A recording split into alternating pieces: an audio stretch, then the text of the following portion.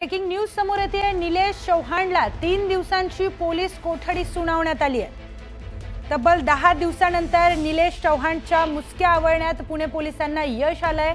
त्याचबरोबर त्याला आज कोर्टात सादर करण्यात आलं होतं। तर त्यामध्ये कोर्टाने निलेश चौहानला 3 दिवसांची पोलीस कोठडी सुनावली आहे। निलेश चौहानला नेपाळमधून अटक करण्यात आली होती। तर गेले 10 दिवस तो पोलिसांना गुंगारा देत होता, पण शेवटी नेपाळमधून त्याला अटक करण्यात पोलिसांना यश आलंय। तर आता याच गुंड निलेश चौहानला 3 दिवसांची पोलीस कोठडी सुनावण्यात आलेली आहे। वैष्णवीच्या बाळाची हेळसांड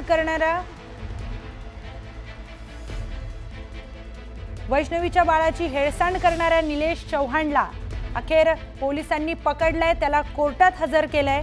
त्याचबरोबर पुणे सत्र न्यायालयाने निलेश चौहानला 3 जून पर्यंत पोलीस कोठडी सुनावली आहे। गेली 10 दिवस आरोपी निलेश चौहान हा पोलिसांना गुंगारा देत होता। शेवटी त्याला नेपाळच्या बॉर्डरवर बेड्या ठोकण्यात पुणे पोलिसांना यश आलंय। त्यानंतर पुणे सत्र न्यायालयामध्ये त्याच्या संदर्भात सुनावणी सुरू होती आणि याच सुनावणी दरम्यान निलेश चौहानला 3 जून पर्यंत पोलीस कोठडी सुनावण्यात आलेली आहे।